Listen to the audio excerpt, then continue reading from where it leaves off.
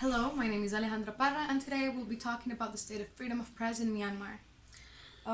During my presentation, I will talk about the background of the arrest of two journalists belonging to Reuters and how the government in Myanmar works specifically pertaining to the loss of freedom of press in the country. And then I will talk about the threats that journalists have gone through after the release of Wallon and Kyo So-u. That those were the two journalists that were arrested and further released last year. So the question I will be trying to answer at least is, what does the release of Wallon and Kyo last year in Myanmar actually mean for the strengthening of freedom of press in Myanmar? So I want to talk about the arrest of these two men. Wallon and Kyo are international journalists for Reuters, and they were arrested on December 12th of 2017.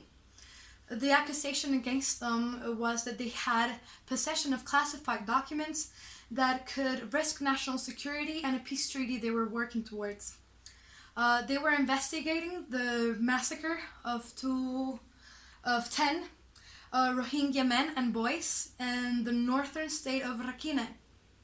They are a Muslim ethnic minority in Myanmar, and just the term Rohingya is forbidden by law to use by the media.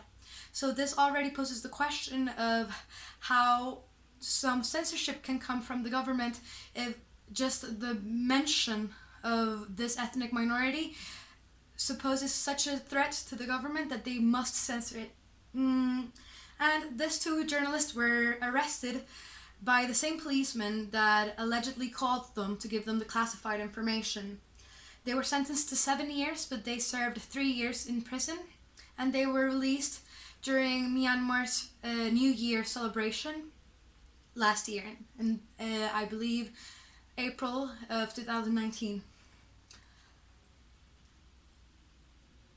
Myanmar's government is quite young. It's a Southeast Asian country with more than 100 different ethnic groups and a population of over 53 million people. It used to be a British colony, and it achieved its independence in 2008, where they wrote a new constitution that guarantees and expects that the military must occupy at least 1/4 of the spots in the Congress. This allows them to have veto power, because all reforms that can be made to Constitution have to have over 75% of Congress approval in order to pass. So I want to talk about two particular laws that are very important to understand why there's no actual freedom of press in Myanmar. One of them is the Official Secrets Act and Unlawful Associations Act, and the other one is the Telecommunications Law. The first one dates back to colonial times, and it argues that any journalist who associates with terrorist or rebel groups is also a terrorist. This will matter a bit later on. And the second one, the Telecommunications Law, is a law that was written for the 2008 Constitution, and it includes that nobody can publish information or posts that are critical of the military, the government, or the Constitution of 2008, thereby hindering journalistic professions and investigative reporting, because it doesn't allow for journalists to actually publish their findings. So, according to Amnesty International, in 2019, after the release of Wallon and Kyo So-u, on the 12th of April, a film director was detained because he made a Facebook post where he was critical of the military and of the 2008 Constitution. As I said, by the Telecommunications Law, he is not protected and is not allowed to make this type of posts. On the 19th of April, the authorities announced that they were opening a case for online defamation against another editor because they deemed him to be too one-sided. On the 22nd of April, a group of 5 people were taken into custody because they were publishing videos that were a parody of the military. According to Reporters Without Borders, Myanmar occupies the 138th place in the World Press Freedom Index out of 180 countries, so it's pretty low for them. And journalists and activists have been arrested after Wallon and Kyaw Suu were released. There are 3 cases in particular that are very worrisome. A media editor was arrested because he made an interview to a rebel group and they deemed him to be a terrorist.